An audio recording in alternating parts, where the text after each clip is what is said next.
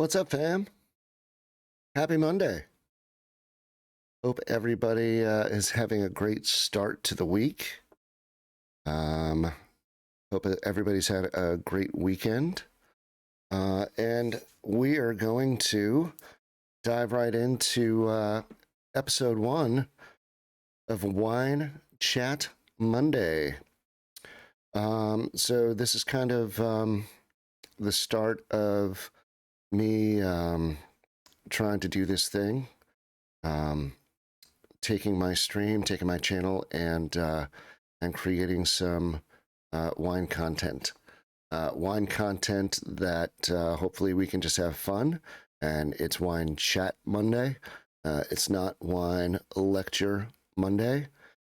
Really, the whole goal here is to really just provide information and just to kind of have a chat. You're there, and I'm here, and just being able to provide a little source, a source from me to you to hopefully maybe just provide info. So next time you're at the restaurant and you open up that wine list and it's just all these foreign words and foreign concepts, and you're just like, oh my gosh, I don't know what to do. I don't know what wines to pick. I need help.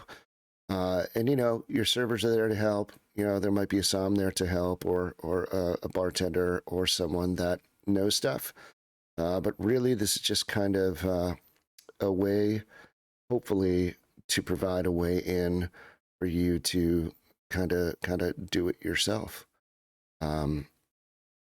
And something I always will say: ask for help. I ask for help all the time. Yeah, I know stuff. I don't know everything. There's a lot of people out there that know a lot more than I do.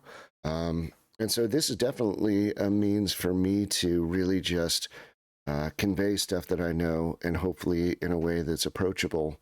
Again, just have a chat, to have fun, and to do the thing and to share. So, Wine Chat Monday, episode one. We today are going to talk about champagne. Champagne. Say it however you want. But champagne, I don't have it up here. I was going to pull up all the different variations of that champagne meme. But I'll start at the beginning where the meme all started. Champagne is a region in France that makes sparkling wine. It also, producers will make still wine, still dry wine. And champagne can only be called champagne, specifically in France, if it comes from the Champagne region of France. And then you can go and check out all the different fun memes of people that kind of do variations of that.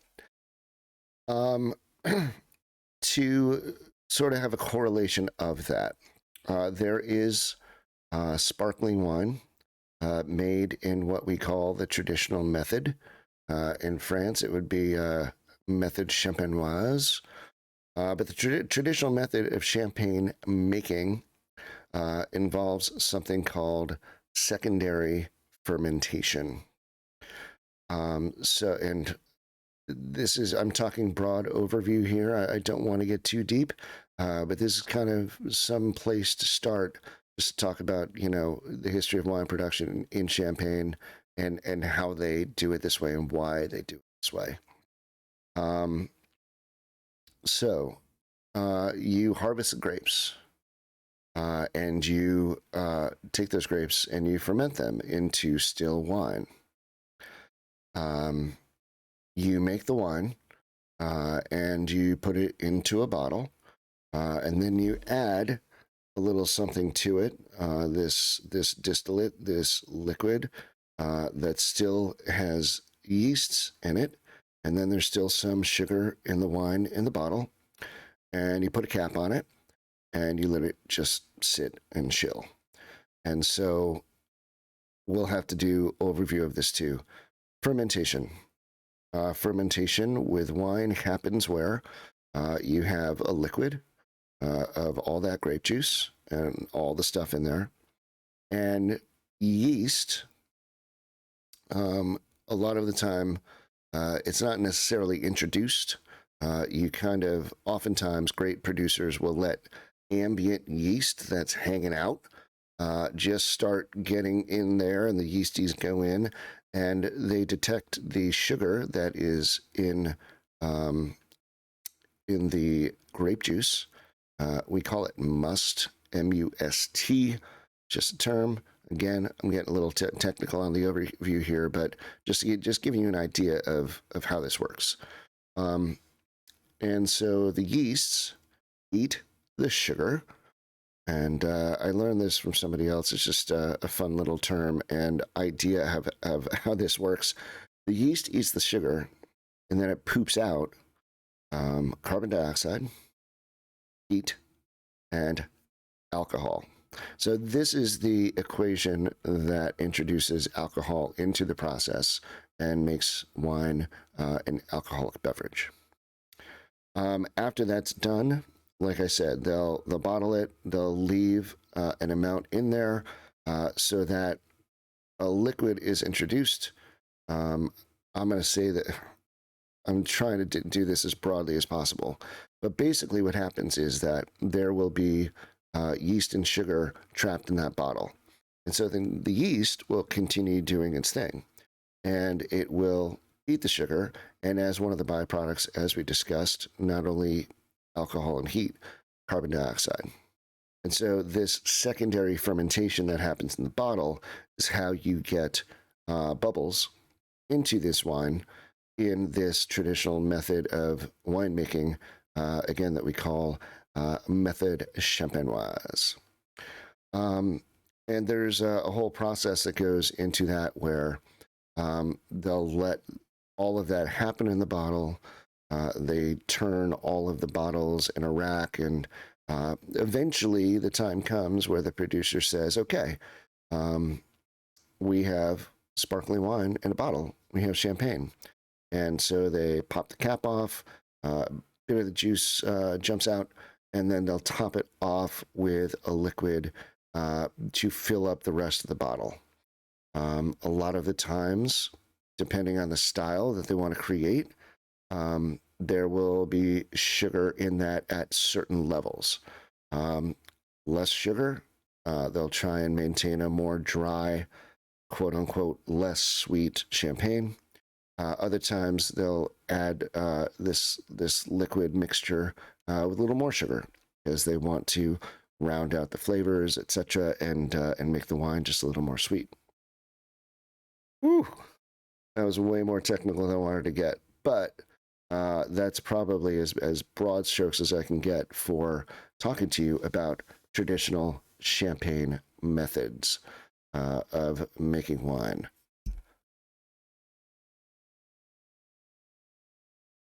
My new microphone. I get to mute it when I have to cough. That's fun. All right, so let's talk about where we are. We're in Champagne. So I'm going to bring a map up, and we're going to see France. All right, here's France. This is the country of France. My cursor right here, that's Paris. And so if you take a little drive outside of Paris, eastward, you get to the region of Champagne. Champagne is all this purple area here. You'll see there's an area very far south, but all of that is considered legally legal geographic designations to be the region of Champagne. Then we'll pull up another map here. And this will be those individual regions within the region of Champagne. And then you have a little mini map here where you see what we were talking about. So all of these different places, and you see all these little smaller names.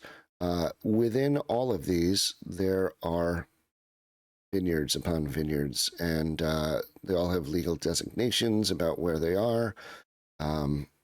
Depending on which color region you are in here, you'll have some that will be more of one grape over another. Uh, Here, this will mostly be one specific grape. And so now we've talked about where this is. Now we talk kind of more specifically about everything else that goes on, not just in Champagne, but in a wine region. And the more you kind of learn about wine, there are very sort of specific things that you learn about each winemaking region to kind of get a grasp on what happens in that region. And you can do that everywhere in any country. You have to learn all the stuff and you have it in your brain. But, you know, what I talked about last week as far as correlation and context and connectivity, you really learn things so that you can really kind of understand and be able to talk about what happens in each of these regions and the kind of wine that they make. So I have a little overview, and again, I want this to be a chat. I don't want this to be a lecture. So I'm going to kind of start at the top and then just kind of work my way down. I had scheduled this for 9 o'clock to 10 o'clock as the Wine Chat Monday sort of timeline. But that's going to vary. I don't know that I'm going to be able to stretch this out for an hour. But when I do a lot of teaching with staff at the restaurant and the restaurants I've worked where I've been in a position to teach things, I have this sort of overview theme, like what do we really need to know? So that's what we're going to talk about today. So we talked about where Champagne is, and where, depending where it is, we then talk about what kind of climate affects the winemaking there, specifically the viticulture and the growing of the grapes. Climate is incredibly important because it will determine how those grapes grow and eventually the resulting wine that you can make from them. So, what kind of climate does Champagne have? Champagne has a climate that is designated a cool continental climate. And I'll kind of bring this up for a little bit of context. Now, there's my little staff training notes. So, we are pretty far up north here, which contributes to it being a cool climate. You'll see we are also very much in the middle of the land. There's not a lot of influence from a big body of water. We're up north, we're inland. So that's where the continental part comes in. If we were to go further south, and I'm going to go over here to the Loire Valley, and I'm going to actually talk where we get these maps from. There is a book out there called Wine Folly. I'm going to show it at the end as a main recommendation of mine. They make the best maps, in my opinion. And in here, and I know it's small, you might not be able to see it on the screen. So the region here will show you the main grapes that are grown here to make the types of wine that they make. And looking at the map, you'll see that this Loire Valley region, this green region, extends all the way out to the coast. So on the coast here, this big body of water, this is the Atlantic, has a very distinct influence on this part of the Loire Valley. We would most likely call this a Mediterranean climate. Yes, the Mediterranean is further down here, but it's just a general climate designation that says, hey, there's a really big body of water that influences this region. And it usually means that is more of a warming influence. Grapes in here can maybe get a little riper because it's warmer and sunnier. And then as we go in the Loire Valley more, in here and definitely further inland here, this is where we'll call this a continental climate. And actually, sorry, this isn't Mediterranean. We would call this maritime. As we go further south and the body of water is more influential in a warming way, we would call this Mediterranean. So maritime, Mediterranean, and then more inland, this would be called a continental climate. And then coming up north here, we would call that more of a cool continental climate. Okay, so what does that mean? What does that mean? Climate is an overarching, I would say, annual average of weather. It entails wind, rain, hail, any sort of weather that you can think of. Climate is saying this is what you can expect from a weather standpoint on an annual basis. So if it's cool and it's continental, what it's going to mean is you are going to need to keep your grapes on the vine longer. They will have to spend more time ripening.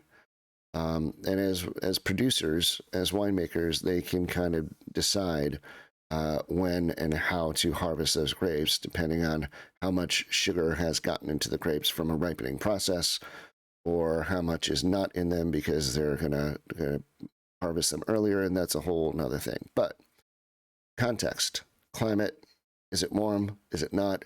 Is it cool? Is it weird weather? Is it difficult to grow? All of that affects how the grapes ripen on the vine. And what does that mean? The bottom line is, and from a production standpoint, there's this meter that producers can use to measure the sugar in the grapes so they can kind of decide when they want to harvest those grapes.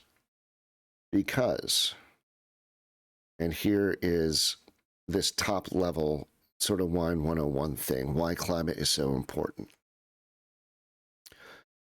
A cooler climate in general will result in less sugar in the grape at time of harvest. If there's less sugar in the grapes, there's less sugar for the yeasts to eat. So one of the byproducts of the yeast eating the sugar is alcohol, means there will be resulting less levels of alcohol in the grapes. And the flip side of that is the grapes will retain a higher acidity. Cooler climate, higher acid, lower alcohol. Very, very, very general standard. Warmer climate, it's a flip side. Warmer climate, the grapes can tend to get more ripe, which means more sugar in the grapes, which means at harvest, once they're picked and then they're made into wine, more sugar, yeasts eat more sugar, create more alcohol, higher alcohol, and then the flip side of that is, in general, lower acidity. You'll hear me say in general a lot. There's these rules and these guidelines that you learn, and then producers can kind of sometimes manipulate things to make and produce wine in a certain way, in a desired way. All right. Well, that's climate. After you talk about sort of the climate of a region, climate really determines, climate and soil and all of this stuff determines what grapes will grow well there. It's all depending on factors, and we call them factors of production. And producers can manipulate that to a certain extent, but in general, there's rules, and climate can often dictate what grapes will grow well and what grapes won't. So in Champagne, which we don't call it Champagne, but in Champagne, there are three main grapes that are grown and used to make champagne. There's one white grape, Chardonnay, and there are two red grapes, Pinot Noir and Pinot Meunier. And in these areas, there will be different grapes that are dominant in one of them. Another grape is dominant growing in the other one. And then in something like the Côte de Blanc, Côte basically means like hill or slope or hillside. This is like the hillside of whites. And so we know that the main white grape is Chardonnay. This region is dominated by Chardonnay. Côte de Sézanne, also I think mostly Chardonnay. Val de la Mar, Montagne de Reims, they will be specifically Pinot Noir or Pinot Meunier, depending on which vineyard you're looking at. And then Côte de Bar is, I think, mostly Pinot Noir, as long as my notes are correct. But you never know. Yeah. So, three main grapes. There's also tons of little tiny grapes that are grown here and there, but that's the bottom line. Chardonnay, Pinot Noir, and Pinot Meunier. Now, you're at the wine shop, and there's a whole bunch of champagnes. They have all these words on them that you know maybe you're not so familiar with. There's a couple of terms that you can see on the bottle, and you can kind of have an idea of what the wine will be like. There are means of production where winemakers will only use Chardonnay. And if that's the case, on the label, you will see the term Blanc de Blanc, white from white. It is champagne that's used only making wine from 100% of Chardonnay grapes. And then the flip side of that, you can see on a label sometimes, the term Blanc de Noir, which is white from black. So champagne, and we won't talk about it tonight, but there's a lot of, producers that'll make rosé, and there's different ways of doing that. But rosé or white wine with bubbles, that's champagne. And that's done by using, if you have Blanc de Noir, which can be 100% Pinot Noir, or it can be 100% Pinot Meunier, or it can be a blend of each, depending on what they want to do, producers. They will harvest the grapes, which are these red grapes, noir meaning black in French. And like you see the grapes, Pinot Noir, even though it's a thin-skinned grape, it got the name because it's a dark color skin. But you harvest the grapes, and the juice inside is still clear. So you crush the grapes, you press the grapes, you get everything out that you want to get. And basically, you'll take those skins. The skins have the color, and you'll just get rid of them as fast as you can. So that all you have is that good, clear, crisp, awesome juice in there to make wine with. So if you look at a label and it says Blanc de Noir, it's any sort of blend or percentage of Pinot Noir and Pinot Meunier. Then Blanc de Blanc, white from white, is only Chardonnay used in that wine. Another thing which you can't always tell from labels, but there's these different designations of producers. One of them is récoltant manipulant. The other is négociant manipulant. Récoltant basically means the growers that grow their grapes, and then they make their wine from those grapes. They are these families that have lots of really freedom to say, all right, these grapes grew awesome this year. We're going to make wine from this. So we'll take these Pinot Noir grapes, these Pinot Meunier grapes, these Chardonnay grapes.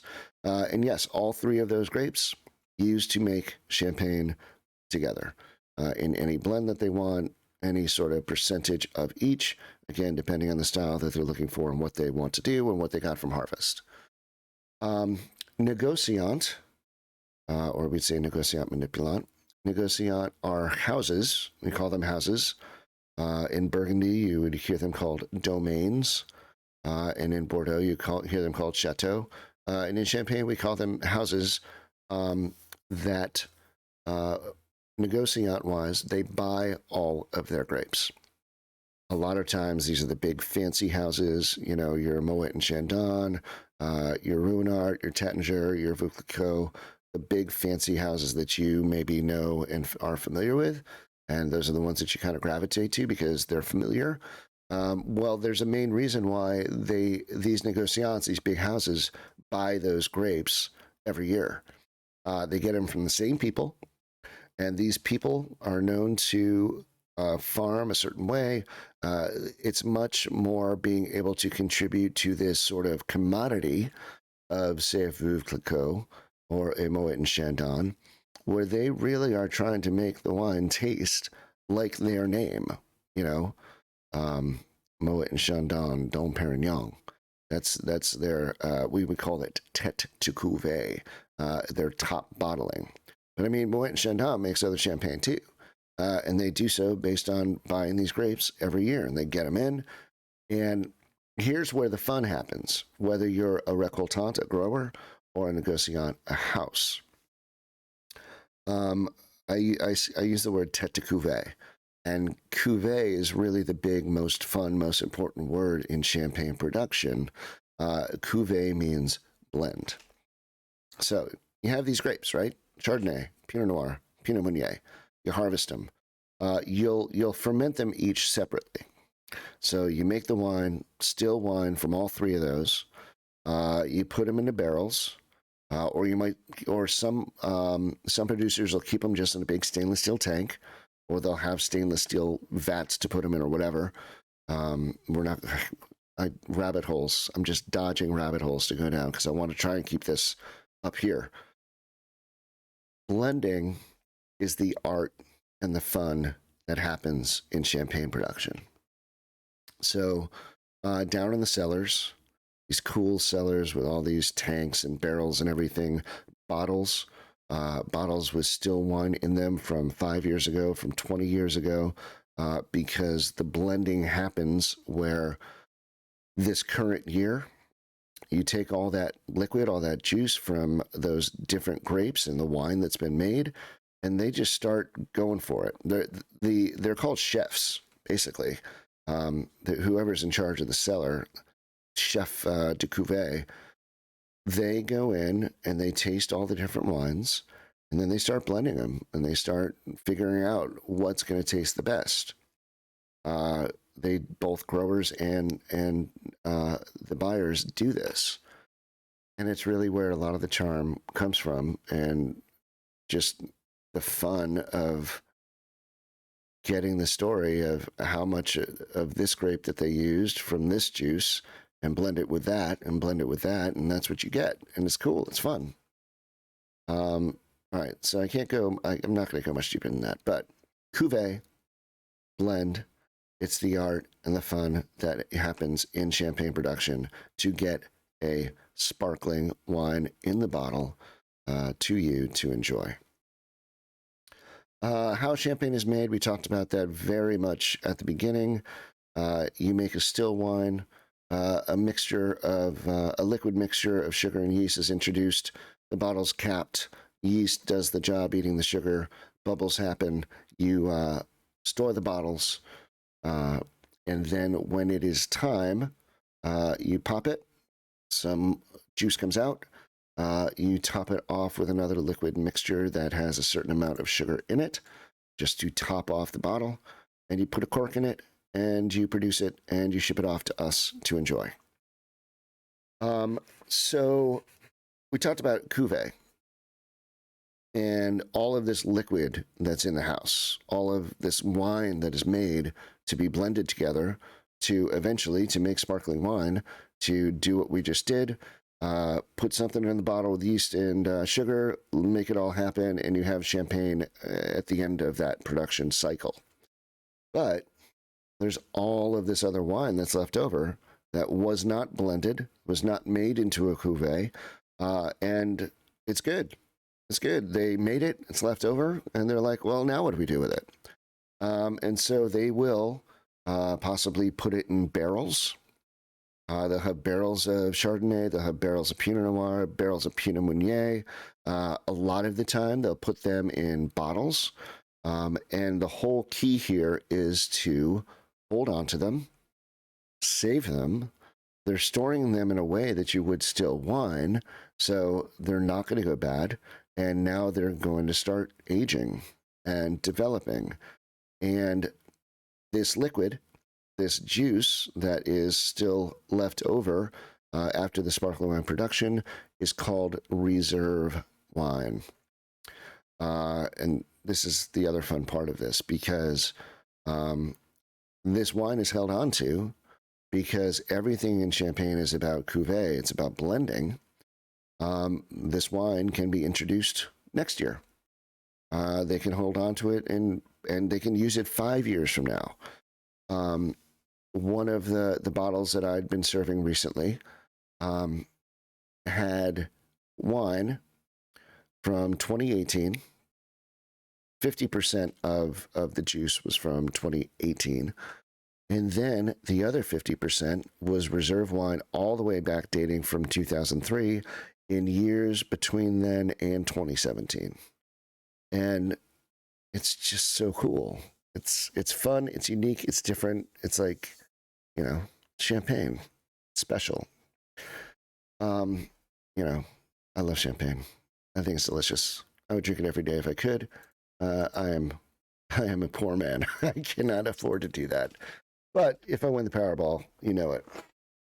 And then the last thing I think that I'll talk about, because I've gotten a little more technical than I wanted to, but finally, we've made the wine, we've put it in the bottle, and now they have to label it. So one thing that needs to be decided is, will there be a year on that label, which we would call vintage, or not? Vintage is, they call a vintage when the year is so good weather-wise in this cool continental climate where it's difficult to grow grapes, and in the spring you could have frost, you could have hail, these things that damage the early growing process of grapes on the vine. And then towards the end, this cool continental climate in the summer that's sort of like moderate. You've got heavy rains. The grapes get waterlogged. You have to hope that you get like a few days of sun and warmth to kind of dry them out, or else you're going to harvest them. You're going to have to hold on to them before harvesting them. You leave them on the vines to hopefully get some of that moisture out, or else they're waterlogged and the quality goes down.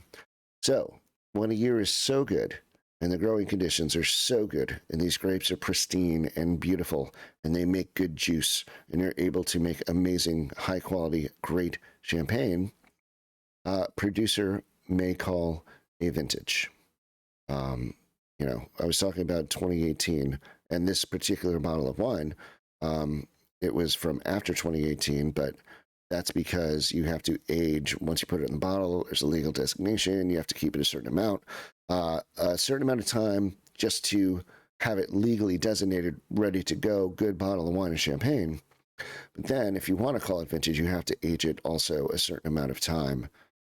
I want to say it's 15 months, maybe longer. That's too technical.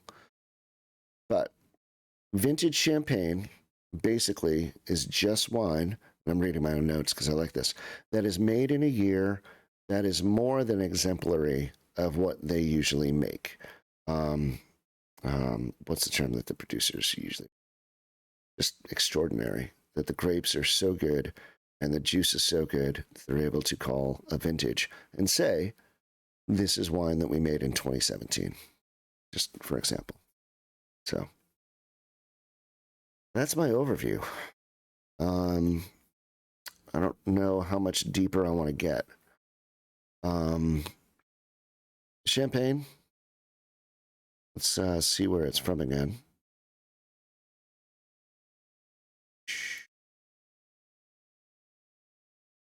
And here's Wine Folly. I'm going to show you the book that I have. Paris, Champagne. We're up north. Over here is Germany. Germany makes really great Riesling, but they also are up here in the north and super cold and very difficult to grow grapes and make wine. This coolness, continental climate affects certain winemaking production. But here we are. We're in Champagne. here are the different regions in Champagne that will focus geographically, where depending on where we are, Chardonnay for sure here in Cote de Blanc, Pinot Meunier, Pinot Noir, your three main grapes. Kind of put this up here so you see the terms. Blanc de Noir, Blanc de Blanc, should be an S on the end of Blanc de Blanc.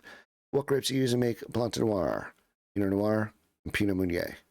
White from black. 2 red grapes. What grapes do you use to make Blanc de Blanc? Only Chardonnay. 100% Chardonnay. We talked about grower versus purchasers. We talked about how champagne is made, which is also one of the most important things to know. We talked about cuvées, which is this art and science of blending still wines together before you do secondary fermentation to put bubbles in the bottle and then age them and result in sparkling wine champagne. And then reserve wine, which I think is a cool concept to know. All this still wine that's left over is often held on to by producers and either put into tanks or barrels or bottles to use in the future. And then vintage champagne. If a season is so good, the weather is so good, and the grapes are made so well, and the resulting juice is so great, and the champagne is delicious and amazing, exemplary, special, you will see a year on the bottle if the producer so decides to call champagne. Yeah. I think that's all I have for you. And again, you know, I kind of use my notes a little bit because I wanted to at least be able to chat the way that I often chat to my coworkers, chat with my coworkers, because that's really how I like to discuss wine. A little back and forth, engagement. Let's not have it be a lecture. Let's kind of talk about it and talk about it in real world style and fashion so that you kind of have an idea what's going on.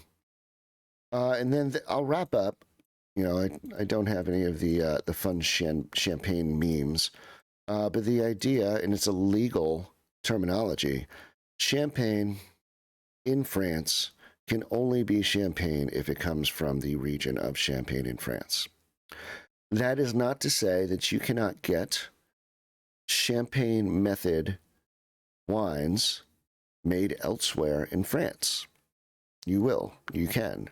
They're often made with different grapes, not just, you know, specifically Chardonnay, Pinot Noir, and Pinot Meunier.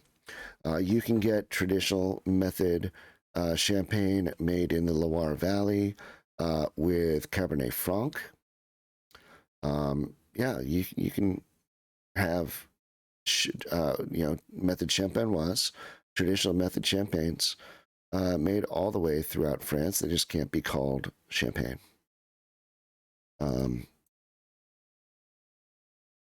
Yeah, no, I'm not gonna go into the legal designations of that, but all right, I think that's it for me for tonight for Wine Chat Monday. What do we really need to know? Where is it? What kind of climate is it? What are the grapes that they use? What are some specific producer notes? And in this specific case, how do we make champagne? What is a blend? And why would they call a vintage? Oh, and what is reserve wine? Trying to stay on the surface as we can. Yeah, just some ideas for you to sort of think about next time you go into the shop. Have some things in your back pocket that you can talk to the staff about. Things that you can talk to your servers about. You know, and even if you go somewhere that has a somm, dig into them, man. Ask questions. Ask me questions. I love that. Because what I'm going to do, if I come to the table, you know, we'll start a little convo, have a little chat. You know, how are you? What's going on? What are you thinking about tonight? I'll kind of start that broadly. Like, what are you thinking about? And then you say, I don't know. And then we really start to have fun. My big broad question is, what do you normally enjoy drinking? Like, what do you normally drink at home? If you go out, what do you normally think about? And that can really kind of drive us into an angle where I'm going to give you exactly what you're looking for, or what you are normally used to, or what you might be into tonight. And then I'm going to say, if we want to kind of maybe take a little left turn, try something different, I have something in mind for you with that too. So it's very much about being flexible and asking questions and being curious and being as approachable as you can, as I can. Because if I just come and say, oh, yeah, I recommend this, you should have this tonight, it's fine. But, I do like having options and being able to just be able to provide ways for you to enjoy yourself, especially if you were to come in the restaurant and we chat. But I will assure you that good somms that work at wine shops and here, there are amazing people that work at great wine shops in this city that really will be able to take care of you and ask you all those same questions. What do you normally enjoy? What are you kind of thinking about today? Do you want to go with this, or if you want to kind of go off the beaten path? I got that. Options, fun, asking questions, being curious.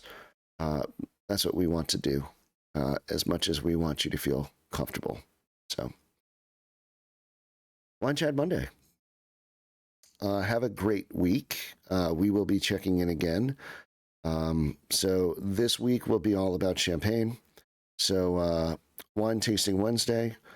I might do the wine and Wild Wednesday route as well, and that's going to be after work. So it will be after 11 or midnight or something like that, where I come home, I log into WoW, pop a bottle of champagne, and whatever WoW things I'm doing, I'll talk about champagne too.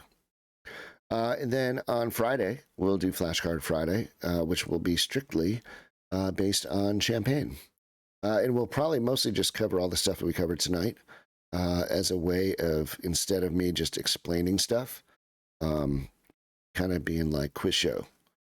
Quiz show. What are the grapes used in Blanc de Noir? What is Cuvée? What is reserve wine? No, to do it. Sorry. Everybody have a great week. Have a great rest of the night, and I'll see you on Wednesday. Peace. Bye.